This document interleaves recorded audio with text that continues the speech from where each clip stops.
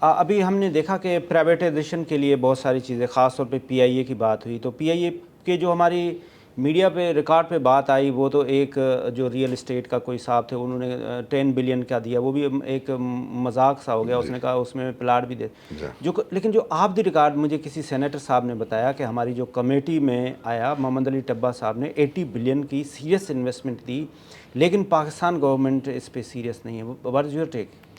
نہیں، I think اس میں کچھ ان کی کنڈیشنز تھی.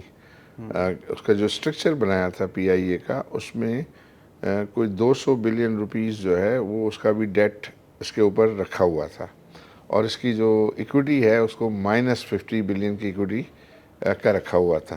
تو یہ جو پروسپیکٹیو بائرز ہیں ان کا یہ ڈیمانڈ تھا کہ آپ یہ نیگیٹو ایکویٹی کو جو ہے وہ ختم کریں، پازیٹیو ایکویٹی کریں. ان کی یہ ڈیمانڈ تھی کہ آپ نئے جو جہاز کی پروکیورمنٹ ہے اس پر آپ نے جو سیلز ٹیکس رکھا ہوا ہے وہ آپ وڈرا کریں.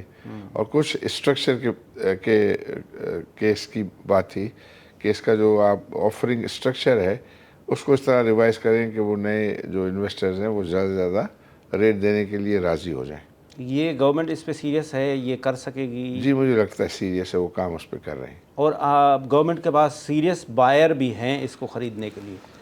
باہر ڈیپینڈ کرتا ہے کہ کیسا اسٹرکچر، ریوائز اسٹرکچر جو ہے وہ کیسا آئے گا. تو اگر وہ اسٹرکچر ایفیشینٹ اسٹرکچر ہوگا تو ڈیفینیٹلی مجھے لگتا ہے کہ بائر ہوں گے. یہ ایئر کراچی کا بھی ذکر آیا جس میں آپ کا بھی نام آیا، کراچی کے لیڈنگ بزنس میں، تو وہ بھی سیریسلی اس پہ بھی آپ سوچ رہے ہیں؟ جی وہ کام کر رہے ہیں. وہ ایکچولی حنیف گوہر صاحب جو ہیں اس کو لیڈ کر رہے ہیں، اور اس میں ڈیفینیٹلی ہم شیئر ہولڈر تو ہوں گے لیکن ہم بورڈ پر نہیں ہیں.